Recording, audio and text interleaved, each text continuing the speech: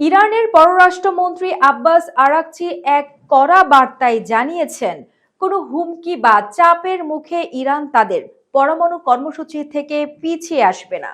Iran সাফ জানিয়ে দিয়েছে যে আমেরিকার যুদ্ধজাহাজ বা যুদ্ধের হুমকি দিয়ে তাদের পরমাণু কর্মসূচি বন্ধ করা যাবে না। ওমানে মার্কিন দূতের সাথে আলোচনার পর ইরানের পররাষ্ট্রমন্ত্রী ইউরেনিয়াম সমৃদ্ধকরণ চালিয়ে যাওয়ার অঙ্গীকার করেছেন। ট্রাম্পের সামরিক চাপ সত্ত্বেও ইরান তাদের পারমাণবিক অধিকার রক্ষায় অনড় অবস্থানে রয়েছে। সম্প্রতি ওমানে যুক্তরাষ্ট্রের বিশেষ দূতের সাথে একটি পরোক্ষ আলোচনার পর তেহরানের এই সাহসী বক্তব্য দেন আগারচি। তার মূল কথা, কাউকে ভয় পেয়ে ইরান তাদের ইউরেনিয়াম সমৃদ্ধকরণ বন্ধ করবে না। এটা তাদের অধিকার এবং এই অধিকার রক্ষায় তারা যুদ্ধের জন্য প্রস্তুত। মার্কিন প্রেসিডেন্ট ডোনাল্ড ট্রাম্প ইরানকে চাপে রাখতে ইউএসএস আব্রাহাম লিঙ্কন সহ বেশ কিছু শক্তিশালী যুদ্ধজাহাজ ওই অঞ্চলে পাঠিয়েছেন, কিন্তু ইরান বলছে এই রণতরীগুলো তাদের ভয় দেখাতে পারবে না। গত বছর আমেরিকা ইরানের পরমাণু কেন্দ্রে হামলা চালিয়ে দাবি করেছিল তারা সব ধ্বংস করে দিয়েছে, কিন্তু এখন দেখা যাচ্ছে ইরান আবারও শক্ত অবস্থানে। তাই ট্রাম্প এখন নতুন করে চুক্তি করতে চাইছেন। ইরান মনে করে তারা